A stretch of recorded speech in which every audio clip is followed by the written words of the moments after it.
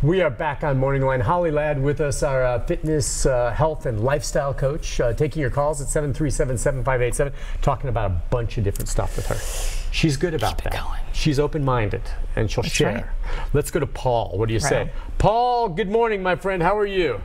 Hey, good morning, my friend. Hey. And good morning to your lovely visitor there today. I wanted to call in, Nick, and for me, I need to make a lifestyle change. I do. To me, Nick, I believe it's about breaking the cycle. Yeah. And for me, you know, of course you can tell by my accent, I'm an old Tennessee Southern country boy. Yeah. And you know, we was raised in the time that, you know, that everything was fried food, fried chicken, fried pork chops, pinto beans, baked potatoes, all the good stuff that you love. Yeah. But don't get me wrong, I love vegetables too. I love all food. But for me, now I'm 50. When I was younger, I could eat those foods, and I worked hard, and I kept my weight down. But now I'm a 50-year-old man. I need to change. But my problem is now I can't. I'm a carnivore. All right? I just can't live on what they call rabbit food. I can't eat vegetables all the time. I got to have some meat. But I do believe that moderation is the key, and I'm just speaking for myself. I need to make a lifestyle change, Nick, if I want to live, you know, very many more years. My father, he died young, and I'm getting close to his age, and he passed away. He passed away a long time ago, and I need to eat more lean meats and less meats, and I'm going to try my best. And you got to have willpower. I know willpower is a part of this too. And I believe I have strong willpower, and I want y'all to keep me in your thoughts and prayers. I'm going to try to do this, and I'm going to try to drop some weight. And, Nick, my final comment is, what about them Titans, and go Titans, buddy. Right. And I'll see you. Hey, thank you much. You got any tips for him on that? I mean, he's got to make a lifestyle change. Yeah. I mean, you've touched on it. Sounds to me like he wants to eat less meat, but, you know, he still loves it. Yeah. So, yeah, Paul, great realization and self-awareness. Yeah, you need to make a change. I get it. The first thing is write down your reason for making the change and put it someplace prominent. Okay, so get a sheet of paper and write it down. Get a little Post-it, stick it on the fridge. Stick it on the wall. Okay. Put it somewhere where you're going to see it every day. Okay, so it could be something like, I want to feel better. Yeah. Or I want to lower my cholesterol. Right. I want to be around for my grandkids. I want to, you know, I want to live to 85. And I want to, you know, whatever it is that's that's your internal, like, driving force to be healthy. Okay. Because just being healthy isn't a good enough goal. It's got to be internal. It's got to, you got to feel something, right? Okay. So put that somewhere. Secondly, just increase the quality of your ingredients. So let's say, okay, you like meat. So instead of eating factory farm meat, go to organic. Okay. If you can afford it, right? Yeah, and that is more expensive. Which is more expensive, but you're going to eat less. So instead of eating 12 ounces of meat, eat 8 ounces or 6 ounces. Okay. Right? So then it's the same price, really, because you're just cutting it down. Or if you can really afford it, like there are some great purveyors of grass-fed meats here in Tennessee. So get a grass-fed beef, get an organic chicken. So improve the quality of the food that you're eating, right? So you don't necessarily have to give it up. You're just eating it from a better source. Because that factory farm meat, I'm sorry, it is loaded with bad stuff. They feed the cows Skittles, they feed them sugar, they feed them crap, and they give them, you know, I know antibiotics is becoming less and less of a thing, especially now that McDonald's even announced they're getting rid of antibiotics. But still, there's stuff in there that that's not what they eat, we eat, right? You get an organic fed animal, you're going to have a higher quality meat, right? Yeah, and I would say when you're talking about the organics, it's a little more expensive, but if you're trying to cut your portions, then you might have spent the same price for maybe a 12-ounce steak. Buy a 6-ounce organic one. It'll be similar in price maybe, but it's smaller and it's better for you, right? Absolutely. Maybe you, I mean, I'm just thinking, I was thinking for myself, that's kind of what I'd do if I had to go that way. And maybe go incrementally. If you're used to big steaks, just go to, you know, from 12 to 8 to 6 over time, and have other things to replace it on the plate. Yes. Because, you know, 6 ounces of steak, that's like your fist. I'm sorry, it's not going to fill me up. So I would rather have with it than, I don't know, I'd probably have broccoli or something. Well, yeah, then you need, you know, really the ideal plate should be 1/3 protein and then 2/3 vegetables. No carbs. Well, vegetables are carbs. Oh, okay. I guess no grains as much. Grains, okay. And like now, potato. Is that in terms of carbs? Would it be better to have the carbs in broccoli or carbs in a buttered roll? Broccoli. But they're both carbs. Well, let's think about it, right? Okay, I'm gonna think about it. So the buns, refined flour, it's processed, there's not a lot of fiber. The broccoli's full of fiber and nutrients and all the wonderful phytonutrients that comes in a vegetable. It's a more complex carbohydrate. Antioxidants, exactly. Oh. Exactly. So the roll will fill you up for an hour, but then you might be hungry an hour or two later. The broccoli will stay with you because that's because it's harder to digest. It's harder to digest. It's more filling. All right. So when it comes to potatoes, and we talked about fries, and fries they're delicious. They're not great for you. The difference between just an Idaho russet potato and a sweet potato. Right. So a sweet potato is going to be more complex carbohydrate than a white potato. It has more benefit because it's orange. So the more colorful, I've heard that, yeah. The more colorful the foods you eat, the more benefit you're getting from the phytonutrients, which protect us against oxidation and free radicals and all the things that cause cancer and inflammation.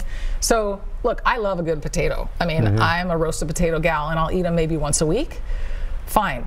And then, but sweet potato is a better option. Okay, sweet potato is a better option, and baking it, if you don't pile on all that other stuff, you can bake it and just put salt and pepper on it if you want. Yeah, and sweet potato fries, just cutting them up and a little olive oil, salt and pepper, and roasting them in the oven. Now delicious. that's when we talk about careful with French fries. That would be the ones that are dropped into a deep fryer. Yes. So if you make them in the oven, now sometimes when I'm in a hurry or my son's having friends over, I'll go to the frozen section of and they've got pre-cut fries, different kinds.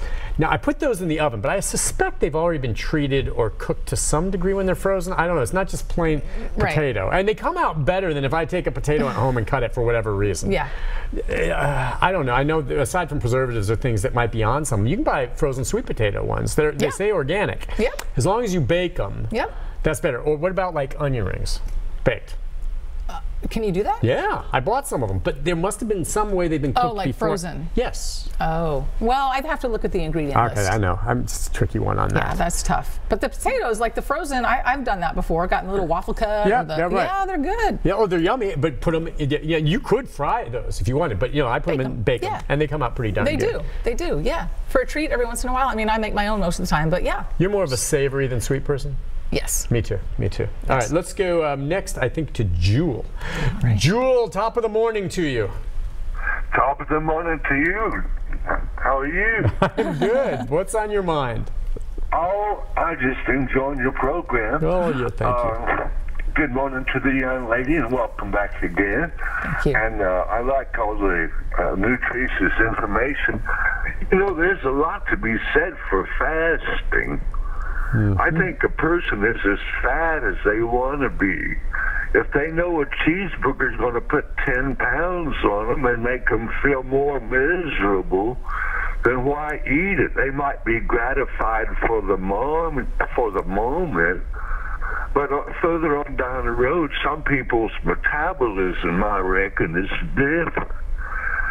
Nick, if I get to live to the 20th of this month, I'll be 74. Wow. Well, I hope you have no plans on leaving us, do you? No, I ain't no hurry to get nowhere. Good. I hope to live to 103. I hope so. I hope so. Well, you're pretty healthy then. You watch what you eat then, right? Yeah, pretty much. But you know what? Like I say, I drink about 4 gallons of milk a month. Wow. I eat a couple of gallons of ice cream, but I eat a lot of vegetables. Yeah. And I like chicken and steak, and just pretty much I stay between about 143 and 150. Wow, and I feel just really, really good. But I recommend to them folks out there that has a problem with their weight, just stop eating.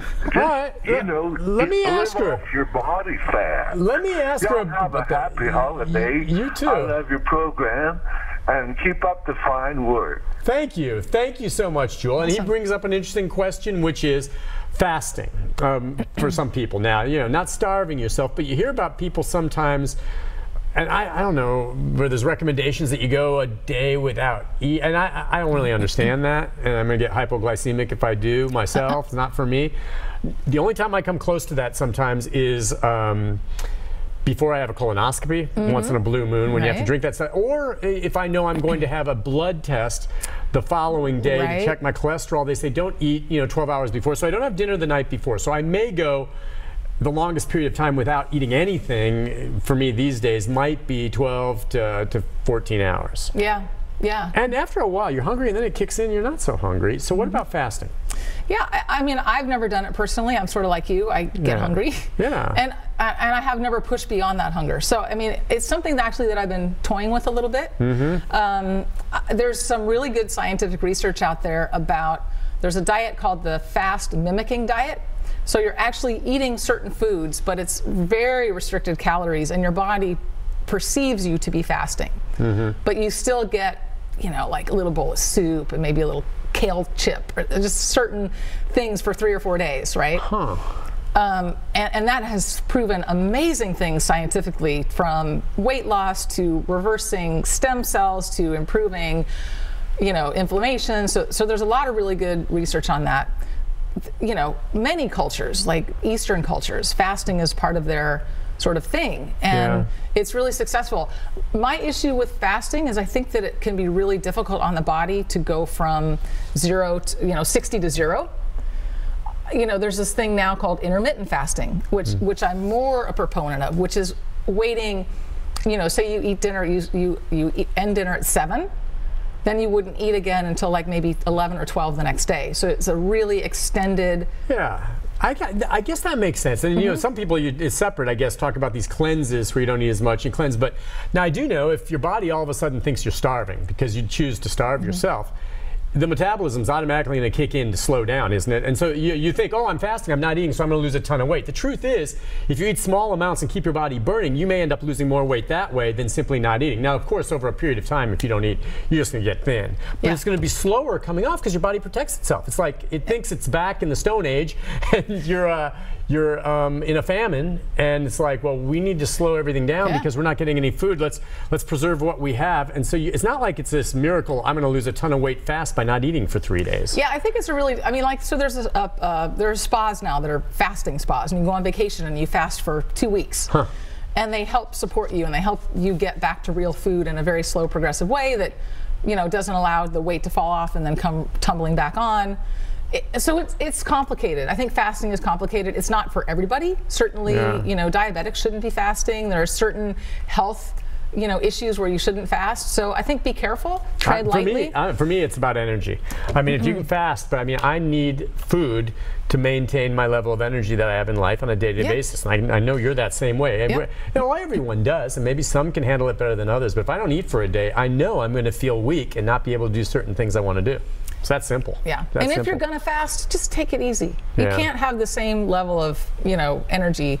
You cannot rev your body the same amount. And I don't want to limit myself. Right. To heck with that. Hey, we'll take a break. When we come back, we can take more calls. I think we just had Mike. I think we lost Mike. She hung up, but she can get back in after the break. And anyone else, the number 737-7587. Our last segment with Holly Ladd right after this.